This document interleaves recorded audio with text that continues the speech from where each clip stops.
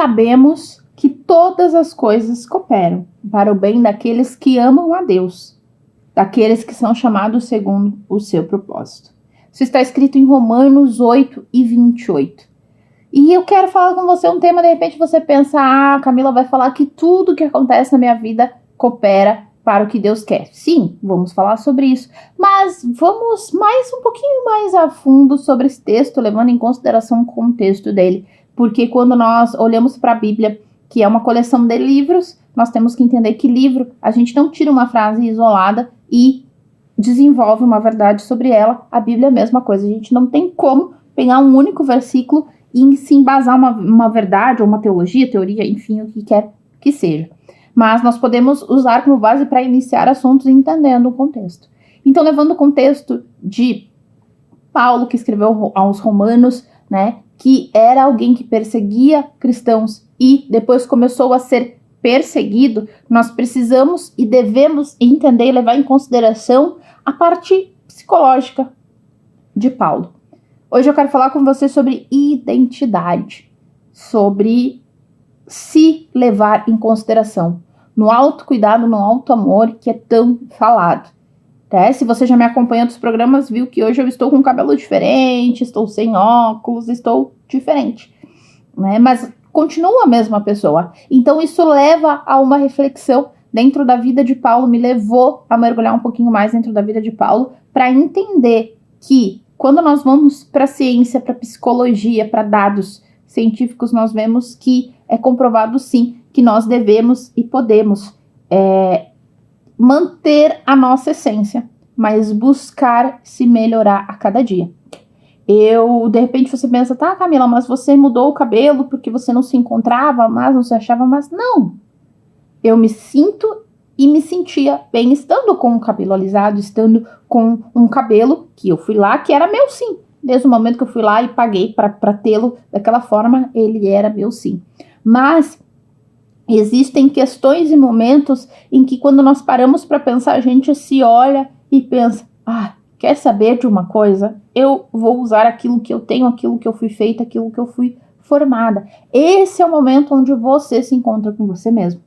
Onde você olha para o espelho e é muito engraçado, para reparar, se você vai lá e você muda o cabelo, você muda alguma coisa, a pessoa vai dizer, você ficou parecida com seu pai, você ficou parecido com a sua mãe, você ficou parecido com a sua avó, com o seu avô, com fulano, com o ciclano. Isso acontece. Por que isso acontece? Porque você carrega no seu DNA as características dos seus antepassados, né? Já a gente vindo para a ciência. E a palavra de Deus também, a Bíblia Sagrada fala sobre também você carregar a sua descendência. Né? A palavra fala que os descendentes de Abraão serão multiplicados, serão abençoados. Então nós temos que entender e honrar esses antepassados, essa ancestralidade na nossa vida. De que forma?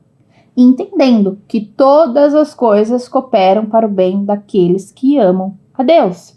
Então a nossa identidade faz parte dessa todas as coisas. Então nós vamos começar a tratar a partir de hoje de uma série onde nós vamos falar sobre esse versículo especificamente. Como eu disse, nós não vamos ignorar o contexto dele. Porque se a gente parar para olhar para a vida de Paulo, que era Saulo, a sua identidade, ela foi trocada. A sua vida foi trocada, foi mudada diretamente pelo próprio Deus, de acordo com o que a Bíblia nos escreve. E então ele fez uma conversão. Ele ia por um caminho onde ele perseguia cristãos. Ele foi por um caminho em que ele virou a ser perseguido pelas pessoas por ser cristão. E foi morto, foi até o fim, foi preso, escreveu várias cartas preso por proclamar essa fé. A Bíblia relata que ele teve um encontro pessoal com o próprio Jesus, que apareceu para ele, o deixou cego e falou, eu sou Jesus a quem tu persegues.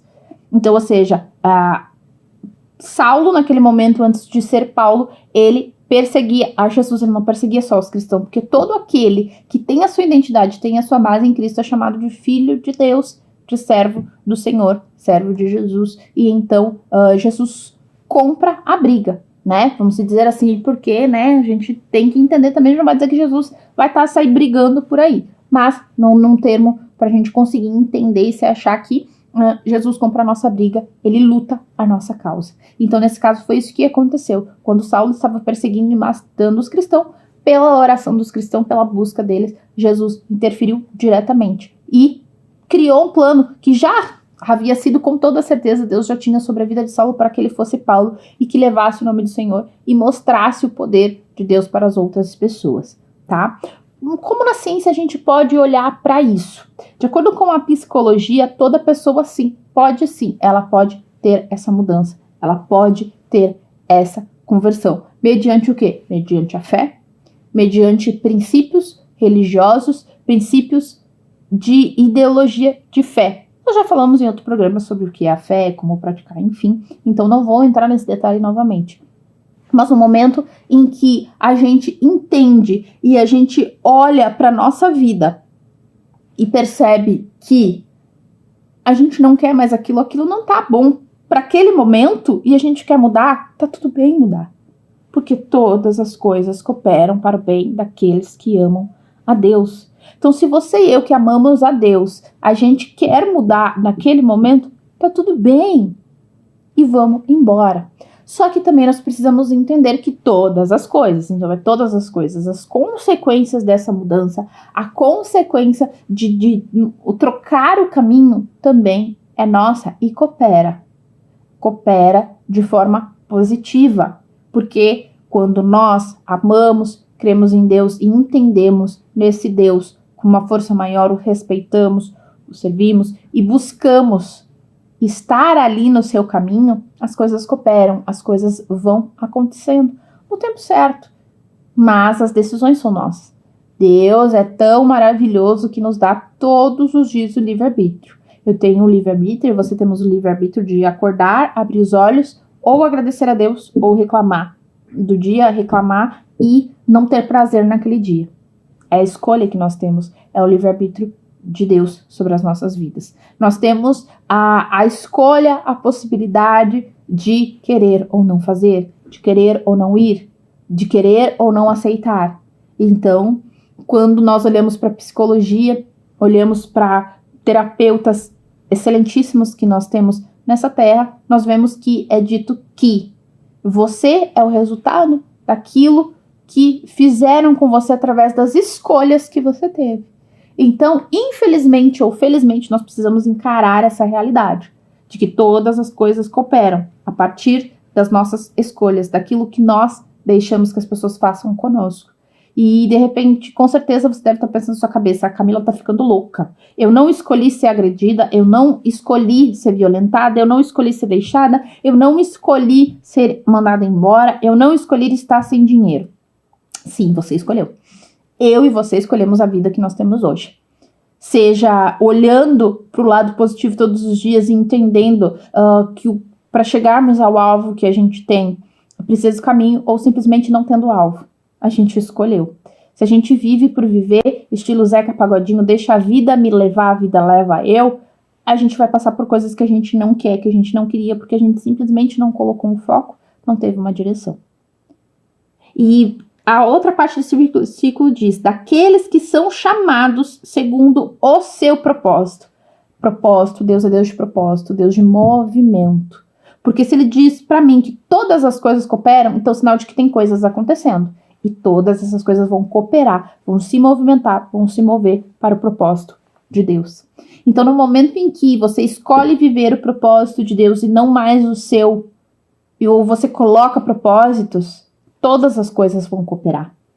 Quando você coloca essa visão, coloca o óculos de entender, eu não sabia, até ontem eu me vitimizava, dizendo que a culpa era do fulano, do ciclano, da circunstância, da falta de dinheiro, disso e daquilo. E eu começo a olhar que, ok, eu posso agora não ter dinheiro, eu posso agora não ter influência, eu posso agora ter passado por isso e aquilo. Mas o que eu vou fazer do que fizeram de mim? Isso é uma decisão e uma escolha. E aí, então, você vai cada vez mais conseguir fazer essas escolhas e entender que todas as coisas vão cooperar para que você continue no propósito que Deus tem para você. Quando você se firma no propósito e você vai caminhando de acordo com ele, isso vai acontecendo.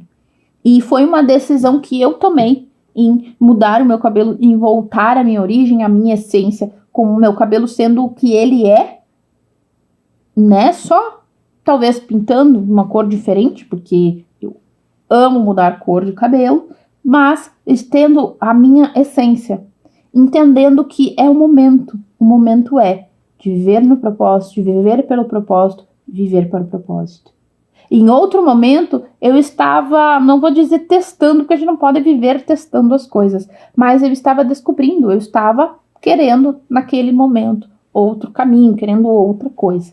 Entende? É muito importante, é muito válido que você escute a você mesmo.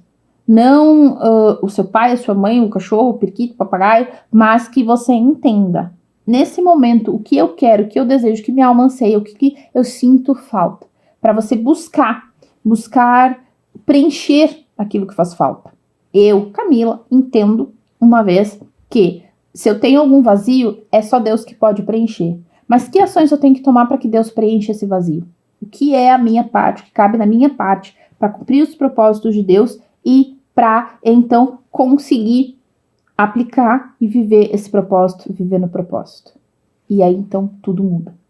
Eu quero que hoje, nesse programa, vai ser mais curtinho, mais enxuto, mas eu quero que você entenda e coloque na sua cabeça que todas as coisas vão continuar cooperando para que você viva o propósito de Deus para sua vida. Mas quais são os propósitos que você tem? Quais o propósito que queima o teu coração de viver por ele, de acordar e dormir por ele, que vai preencher a tua alma? E o que você está disposto a passar para que coopere, para que você viva esse propósito, para que Deus continue te chamando e te usando para o propósito dele, que nós também sabemos pela Bíblia Sagrada que Deus fala que a vontade de Deus é boa, perfeita e agradável. Nós não somos perfeitos, mas Deus é perfeito em sua completude. Quem crê que existe o Criador de tudo, entende e também fala, ele é perfeito. Nós temos um exemplo que eu já usei outras vezes, a Elaine Orives, né? Ela diz o Criador, a fonte criadora é perfeita. Então, ou seja, para mim a fonte criadora que tudo criou é Deus, é o Deus da Bíblia Sagrada. Para você pode ser outra coisa e tá tudo bem. Cada um tem o seu momento, a sua visão, isso deve ser respeitado muito bem. Mas o meu trabalho, o meu propósito como apresentadora do programa Céus e Cérebros é tu entender que o teu cérebro, que a ciência está muito mais conectada com a fé, com a Bíblia Sagrada, do que você pensa. E com esse propósito firme e te chamando a também viver o seu propósito, eu te aguardo no próximo Céus e Cérebros. Até logo.